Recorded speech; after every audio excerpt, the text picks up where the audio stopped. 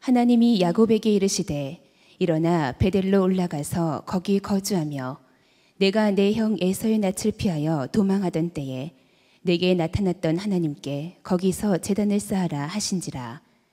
야곱이 이에 자기 집안 사람과 자기와 함께한 모든 자에게 이르되 너희 중에 있는 이방 신상들을 버리고 자신을 정결하게 하고 너희들의 의복을 바꾸어 입으라. 우리가 일어나 베델로 올라가자. 내 환난 날에 내게 응답하시며 내가 가는 길에서 나와 함께하신 하나님께 내가 거기서 제단을 쌓으려 하노라 하매 그들이 자기 손에 있는 모든 이방 신상들과 자기 귀에 있는 귀고리들을 야곱에게 주는지라. 야곱이 그것들을 세겜 근처 상수리 나무 아래에 묻고 그들이 떠났으나 하나님이 그 사명 고을들로 크게 두려워하게 하셨으므로 야곱의 아들들을 추격하는 자가 없었더라. 야곱과 그와 함께한 모든 사람이 가나안 땅 루스 곧 베델에 이르고 그가 거기서 제단을 쌓고 그곳을 엘베델이라 불렀으니 이는 그의 형의 낯을 피할 때에 하나님이 거기서 그에게 나타나셨음이더라. 리브가의 유모 드보라가 죽음에 그를 베델 아래에 있는 상수리 나무 밑에 장사하고 그 나무 이름을 알론 바굿이라 불렀더라. 야곱이 밧다라람에서 돌아오매 하나님이 다시 야곱에게 나타나사 그에게 복을 주시고 하나님이 그에게 이르시되 내 이름이 야곱이지만은 내 이름을 다시는 야곱이라 부르지 않겠고 이스라엘이 내 이름이 되리라 하시고 그가 그의 이름을 이스라엘이라 부르시고 하나님이 그에게 이르시되 나는 전능한 하나님이라. 생육하며 번성하라 한 백성과 백성들의 총회가 내게서 나오고 왕들이 내 허리에서 나오리라. 내가 아브라함과 이삭에게 준 땅을 내게 주고 내가 내 후손에게도 그 땅을 주리라 하시고 하나님이 그와 말씀하시던 곳에서 그를 떠나 올라가시는지라. 야곱이 하나님이 자기와 말씀하시던 곳에 기둥 곧 돌 기둥을 세우고 그 위에 전제물을 붓고 또 그 위에 기름을 붓고 하나님이 자기와 말씀하시던 곳의 이름을 베델이라 불렀더라. 얼마 전 신방을 갔습니다. 성도님들 중에 영적으로 너무 힘들고 어렵다고 해서 신방을 갔어요. 이 성도님은 시작부터가 눈물입니다.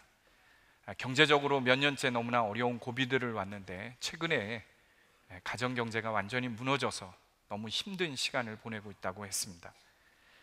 자녀가 급식비를 내지 못해서 점심을 굶었다고 할 때는 정말 남편이 그렇게 밉더래요.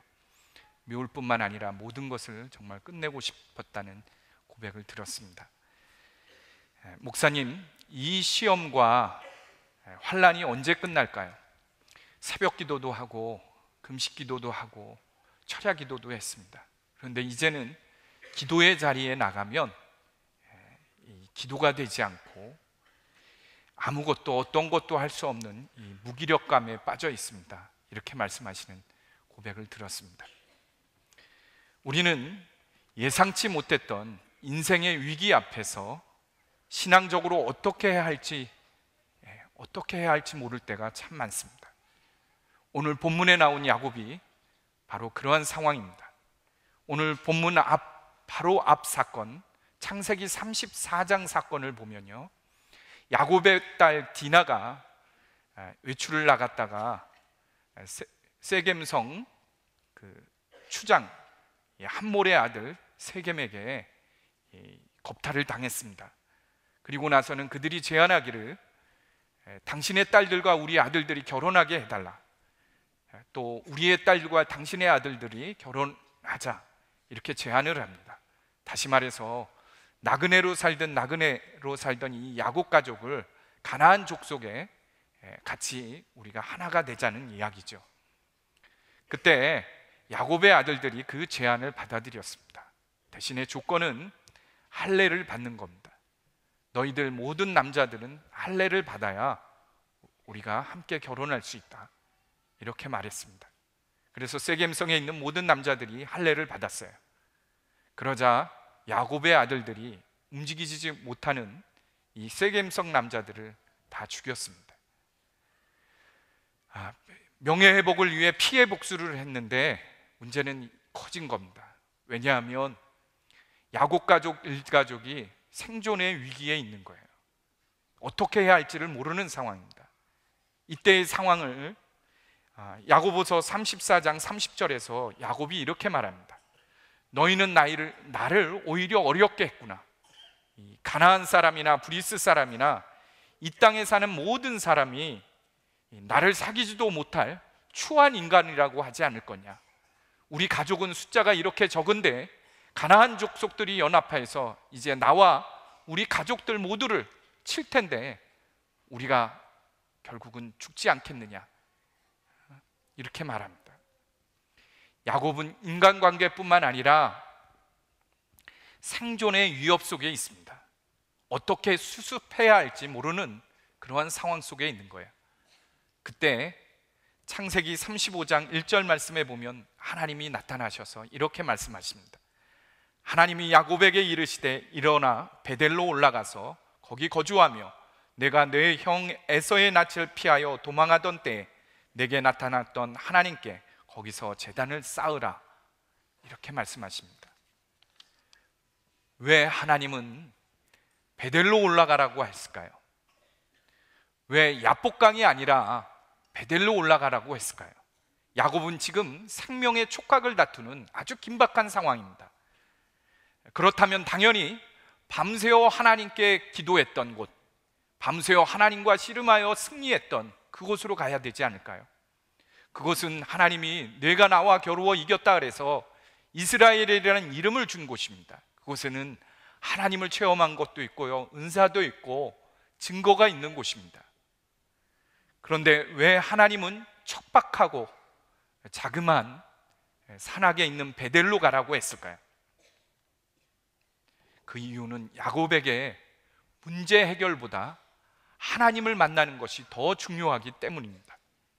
야복강은 문제 중심의 기도의 자리였어요. 고향으로 돌아오는 야곱은 하나님의 축복으로 모든 것을 갖췄습니다. 라반 외삼촌의 집에서 하나님의 복을 주셔서 그에게 많은 재산과 자식과 부인들을 얻게 했습니다.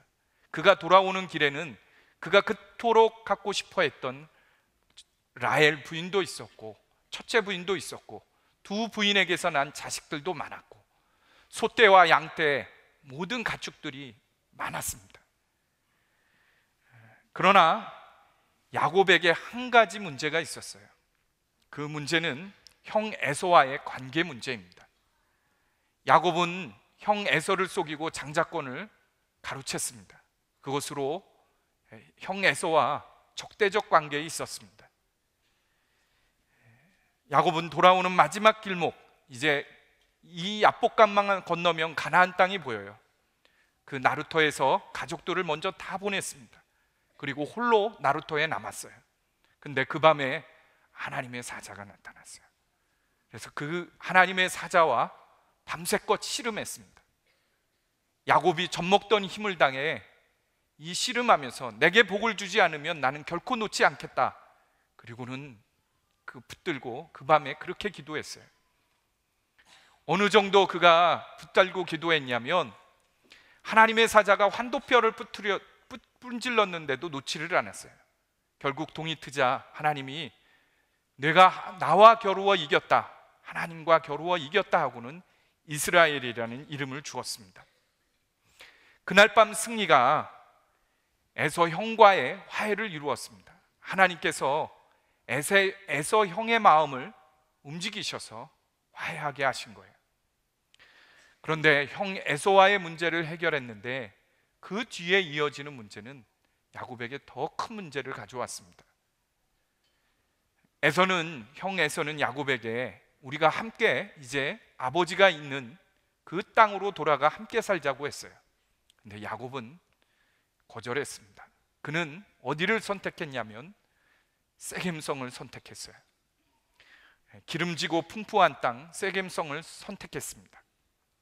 자신이 생각하기에 지금 자신이 가지고 있는 자녀들 또 짐승들 이 가축대를 다 먹이고 앞으로 계속해서 번성하고 부흥하려면 넓은 평야지대가 필요한 거예요.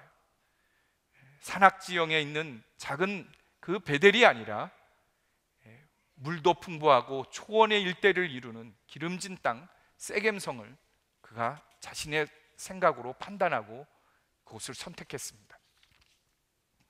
하나님은 분명히 야곱을 외삼촌 집에서 떠나라 그럴 때 나타나셔서 말씀하셨어요. 창세기 31장 13절 말씀에 보면 베델에 하나님이 나타나셔서 내가 기둥에 기름을 붓고 맹세한 땅, 내가 태어난 땅으로 돌아가라고 했습니다. 그러나 야곱은 자신의 생각과 판단대로 했어요.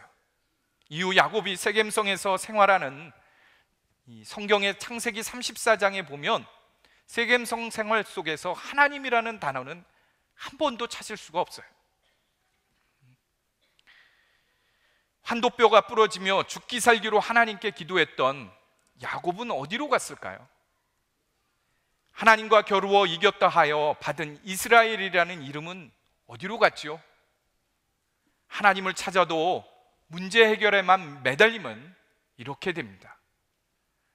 다급한 문제가 생기면 하나님께 작정 기도도 하고 금식 기도도 하고 철야 기도도 합니다.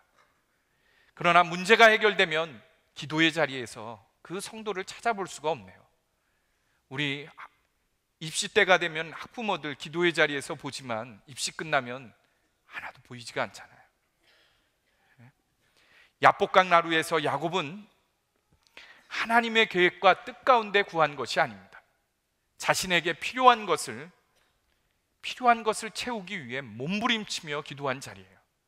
결국 야곱은 세겜성에서 딸 디나가 겁탈을 당하고 결국은 그의 가족들이 생존의 위기에 내몰리는 그런 형국이 되지 않습니까? 야복강이 문제 중심의 기도의 자리였다면 베델은 어떤 기도의 자리였을까요?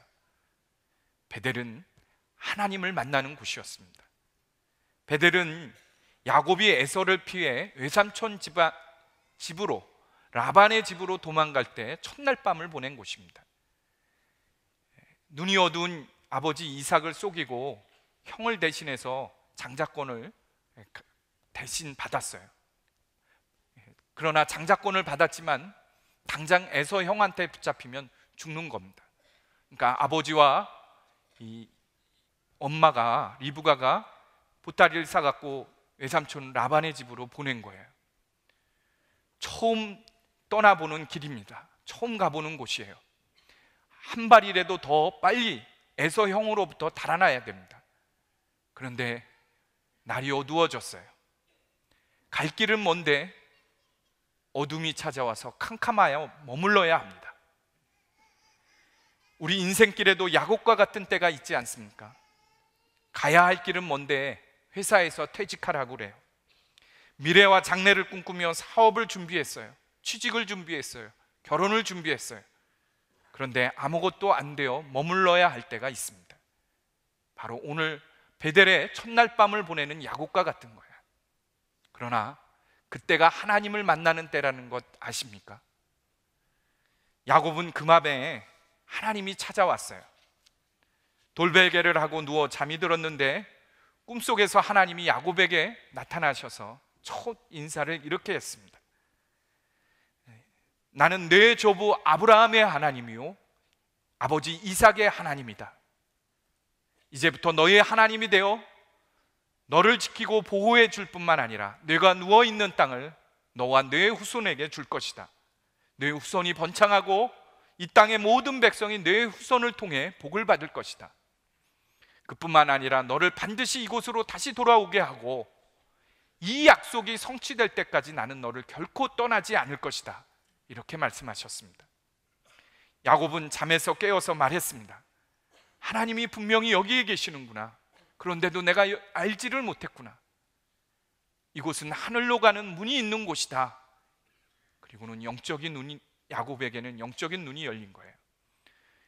베고자 든 돌을 쌓고 그곳에 기름을 붓고 제사를 드렸습니다. 많은 것을 가졌던 야복강과 비교하자면 베델은 야곱이 아무것도 없이 하나님을 만난 곳입니다. 도망자의 신세로 지팡이 하나 짚고 떠났던 그 길에서 하나님을 만났던 곳이에요. 내 것이라고는 주장할 것도 없고 그의 보호자가 되어줄 부모도 없고 그뿐만 아니라 그가 의지하고 지켜줄 어떤 것도 없는 상황에서 하나님을 만났습니다. 오늘 예배의 자리로 나오신 성도님들 중에도 그런 분이 계실 것입니다. 아무리 둘러봐도 도움받을 사람이 없어요. 의지할 사람이 없습니다. 내 이야기를 들어줄 사람이 없어요. 하나님께 감사합시다. 베델의 하나님을 만나실 차례입니다. 그러나 모든 것을 다 잃었다고 베델의 하나님을 만날 준비가 되어 있는 것은 아닙니다. 성도님들 중에, 저희 교회 성도님들 중에 평생 동안 부족한 거 없이 사셨던 분이 계셨어요. 대기업에 직장을 다니셨고 임원으로 퇴직을 했습니다. 퇴직금을 가지고 친구가 사업을 하자 그래서 바쁘게 사업도 했었어요. 그런데 한순간에 사업이 다 무너앉은 거예요. 단돈 몇 천만 원만 남았대요. 그거 갖고 반지하방을 얻어서 들어가는데 자녀들이 못 들어가겠다 그러는 거예요. 이분들이 남들의 도움을 얻어서 24시간 하는 이 음식점을 했습니다. 24시간 하는 음식점을 하는데 남편 집사님이 안 보여요. 그래서 신방을 갔습니다. 갔는데 부인 집사님은 그렇게 말하는 거예요.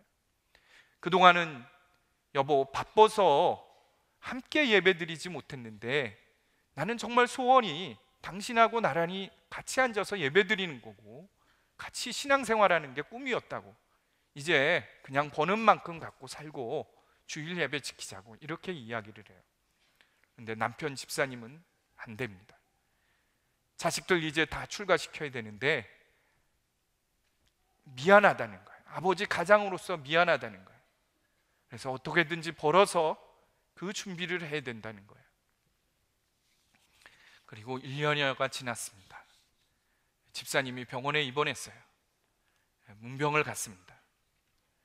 근데 그 집사님이 그렇게 말씀하세요. 목사님, 저는 열심히 일하면 돈이 모이고 몇 년 뒤면 어느 정도 회복할 줄 알았어요.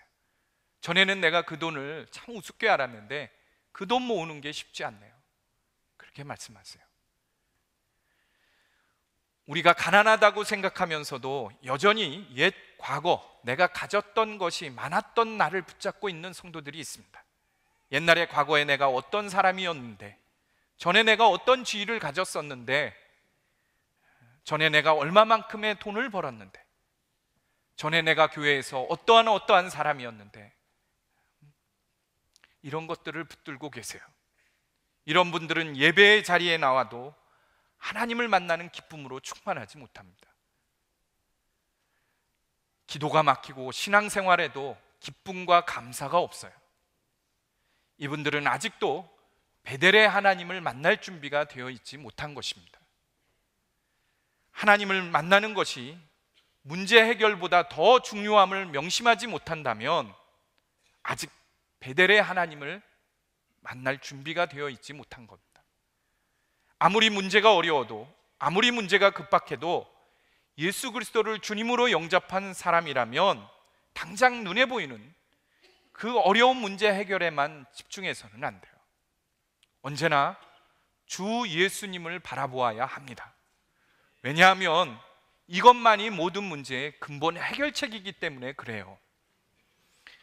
베델에서 하나님을 처음 만난 야곱은 하나님에게 완전히 빠져들었습니다. 하나님을 완전히 신뢰하고 의지했어요.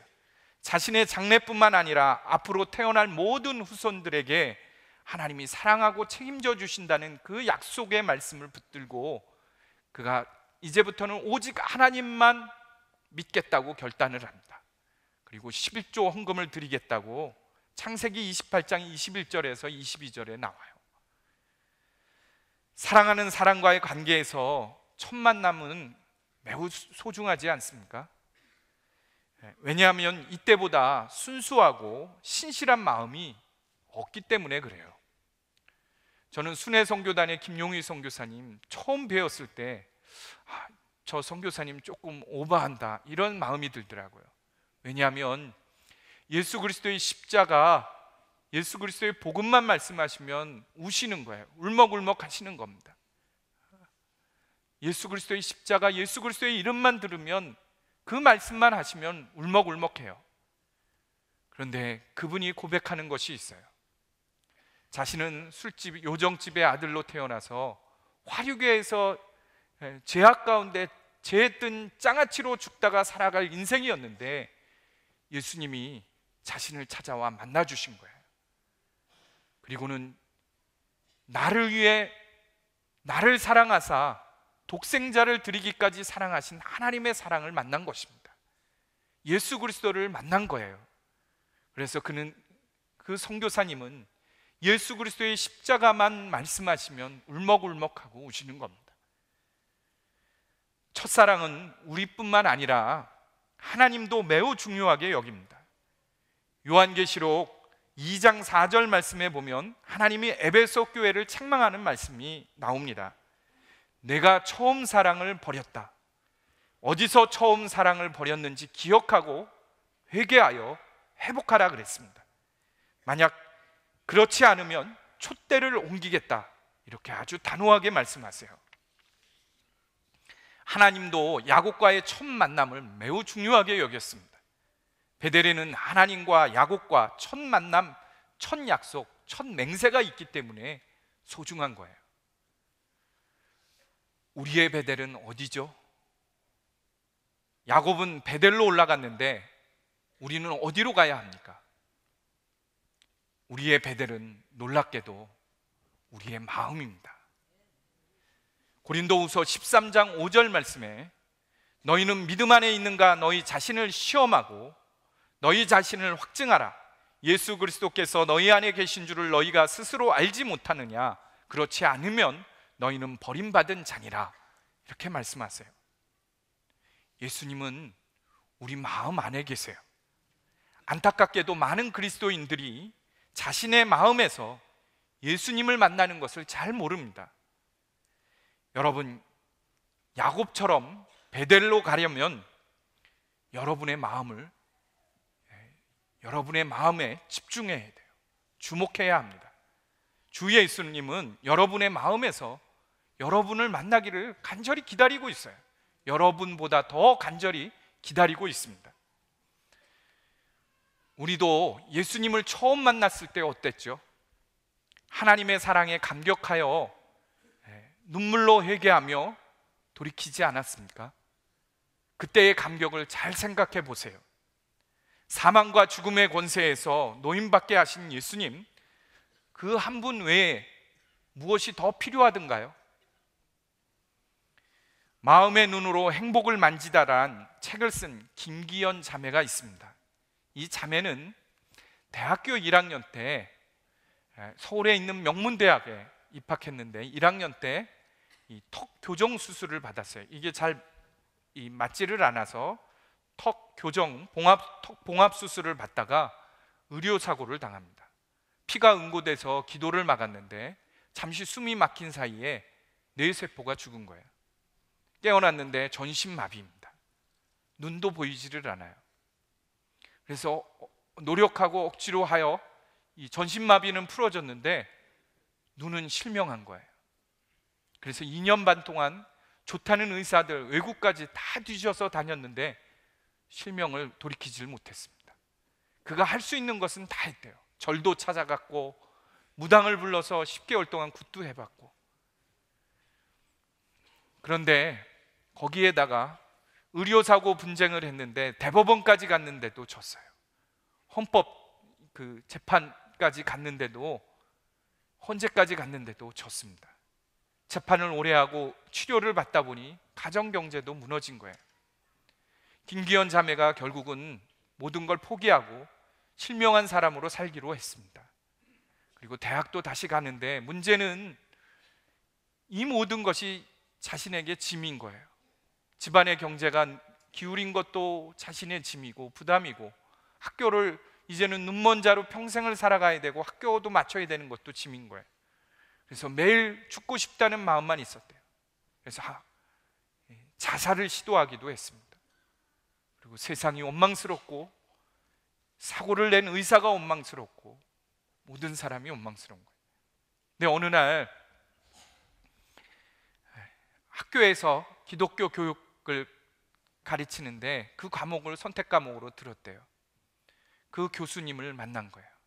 자신의 이야기를 들어주고 둘이, 그 교수님이 그 자매를 붙들고 복음을 전했습니다. 그 자매에게 하나님은 우리 자매의 인생을 행복하게 하기 위해서, 당신의 삶을 구원하기 위해서 예수 그리스도, 당신의 아들 예수 그리스도를 보내셨어. 우리 김기현 자매가 죄로부터 노임받기를 위해서, 행복한 미래를 위해서 십자가에서 죽으시고 피 흘리셨어.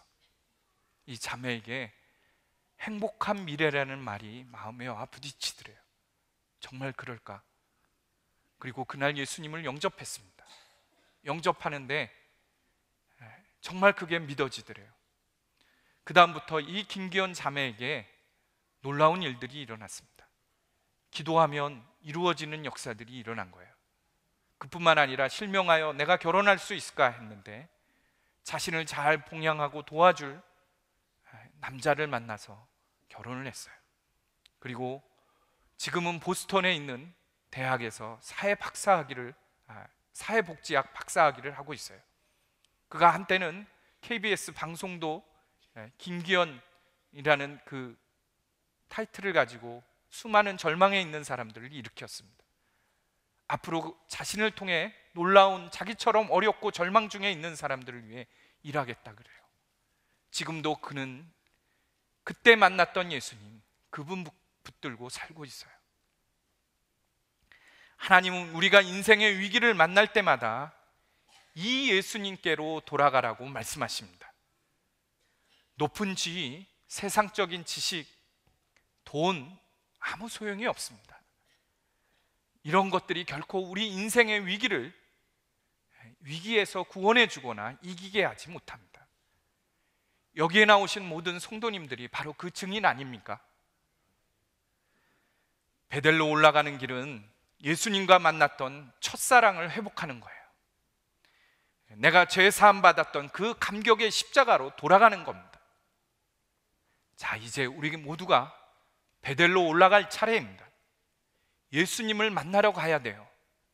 그런데 우리 마음에 주 예수님께서 계신데 주 예수님을 만나는 것이 왜 이렇게 힘들지요? 그 이유는 내 안에 예수님이 계시다는 믿음이 없기 때문이에요. 마음에 계신 주 예수님을 체험하려면 자아의 죽음을 받아들여야 합니다. 나는 죽었습니다. 진정으로 믿고 항상 고백해야 되는 거예요. 그때 삶 속에서 살아계신 예수님을 만나게 되는 거예요. 지난주 교회 집사님, 제자훈련 받으시는 집사님이 인생의 아주 큰 위기 가운데 이겼던, 인생의 위기를 겪었던 간증을 해주셨습니다. 새 차를 사셨대요. 그리고 지난주에 그 차를 아내가 운전하고 교회에 도착했다고 합니다. 근데 새 차를 주차하는데 갑자기 꽝 하더래요. 눈앞이 캄캄하더랍니다. 남자들에게 새 차는 어떤 의미인지 알겠죠? 어떤 차를 박았을까? 처음에 눈을 뜨고 뒤돌아보니까 다행히 차는 안 박았더래요. 내려서 보니까 벽을 박았는데 차가 완전히 이렇게 푹 들어갔더래요. 여기서는 그렇게 주차해서 사고 낼 곳이 아닌데 사고를 낸 거예요. 교회로 들어오는데 분노가 막 끌어오르고 아내한테 막 뭐라고 하고 싶은데 예수님이 그러시더래요. 나는 너를 위해 십자가에서 죽을 때 한마디도 불평하지 않았다. 한마디도 말하지 않았다. 그러더래요. 그래서 꾹 참고 이제 예배 전에 속회를 드리나 봐요. 속회가 앉았답니다. 아내는 초조한 거예요. 남편이 언제 터질까 초조한 겁니다. 속회에서 나눔을 하는데 방금 전에 있었던 이야기를 했대요. 그제서 아내가 얼굴이 환해지고 평안해지고 그리고 속회 분위기가 아주 은혜로워졌다는 거예요. 아내가 편안해지니까 교회 전체가 평안하고 은혜롭더래요. 우리 교회가 왜 이렇게 은혜로운가 했더니 우리 남편 집사님들이 다 십자가에서, 우리 집사님, 권사님들이 다 죽어서 그런 것 같아요. 그죠? 야곱은 베델로 올라가기 전에 온 가족들에게 우상을 버리라고 지시했습니다. 하나님 외에 믿고 의지하는 모든 것을 버리라는 거예요. 그동안 믿고 좋아하고 자랑하던 것을 다 버리라는 것입니다. 야곱의 명령에 순종하여 이 야곱의 가족들이 우상 드라빔도 내어놓고 또 귀걸이하며 즐기던 그 모든 것도 다 내려놓아 땅에다 묻었다고 했습니다. 베델에서 야곱이 당신만이 나의 하나님이 될 것이라고 맹세했던 것을 기억했던 거예요. 그뿐만 아니라 옷을 갈아입고 성결하게 하라고 했습니다. 베델로 돌아갈 때 그곳은 거룩한 하나님의 집이기 때문에 그것을 기억한 거예요. 그래서 옷을 갈아입고 새 옷을 입고 가자는 거예요. 우리가 마음속에 예수님을 만나러 갈 때도 마찬가지입니다. 예수님 외에 우리가 믿고 의지하는 모든 것을 다 십자가에 넘겨야 합니다. 우리 마음속에 두 주인을 섬겨서는 안 돼요. 마음에 믿고 좋아하고 소원하고 자랑하던 모든 것을 십자가에 못 박는 것입니다. 그래야 주 예수님을 만날 준비가 되는 거예요. 그뿐만 아니라 우리 안에 거룩하지 못한 죄의 습관들, 생활들도 내려놔야 돼요. 우리 자녀들이 여러분 밖에서 흙장난을 하고 놀다가 그 흙 묻은 손으로 우리에게 부모에게 떡을 달라 그러면 여러분 떡을 주십니까? 안 주죠. 왜 그렇죠? 떡을 주면 그게 떡입니까? 독이 되잖아요. 흙 묻은 손으로 만졌던 떡은 온갖 병균이 다 있잖아요. 하나님도 똑같습니다. 우리가 죄에 여전히 묶여 있다면 우리를 만나 주시고 우리에게 복을 주시는 것은 독이 돼요.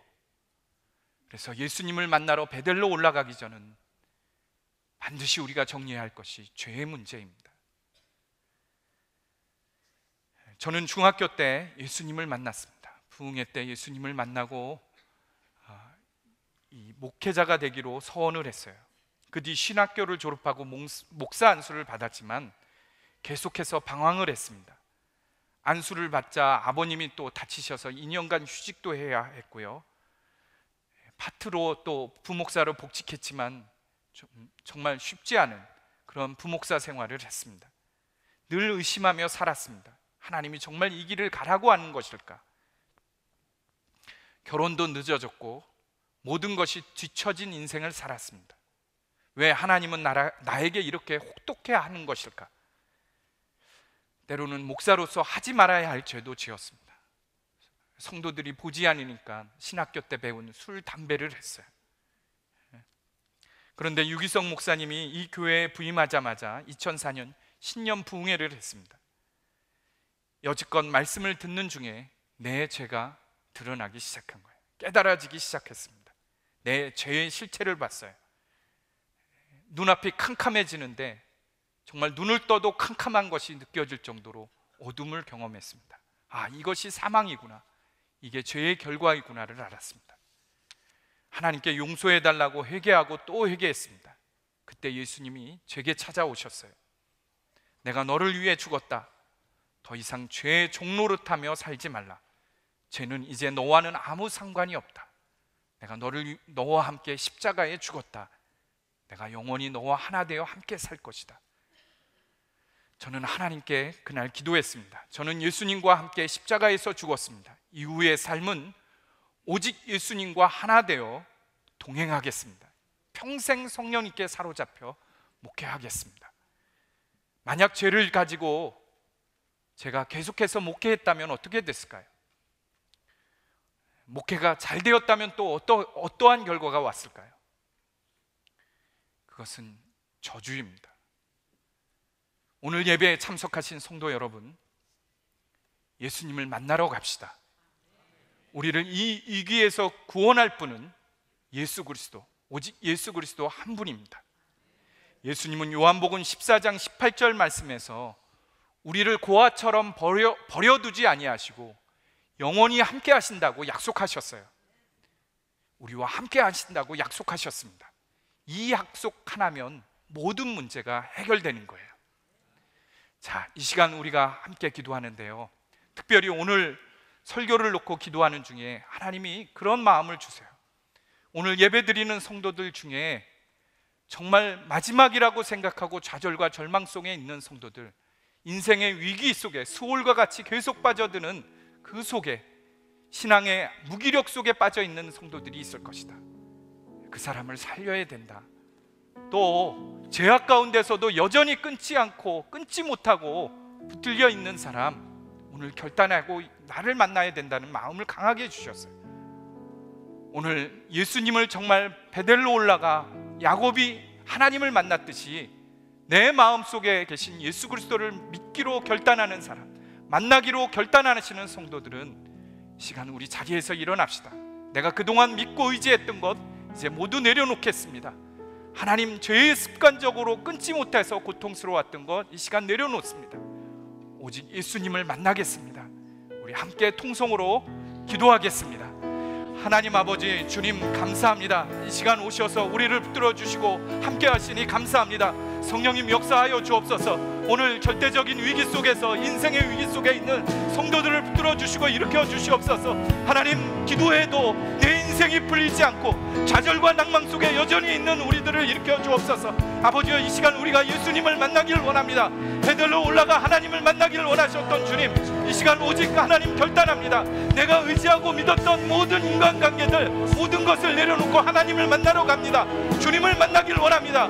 내 마음속에 계신 예수 그리스도를 붙들길 원합니다. 주님 오시옵소서. 결단하고 오늘 예수님을 만나길 원하는 성도들 가운데 오시옵소서. 주님 오시옵소서. 아버지여, 우리가 죄의 사슬을 끊습니다. 죄로부터 노임받기를 원합니다. 모든 죄로부터 자유케 되길 원합니다. 이 시간 우리를 붙들어 주옵소서. 우리를 일으켜 주시옵소서. 예수 그리스도를 만나 내 인생이 구원받기를 원합니다. 이 절망의 늪에서 일어나길 원합니다.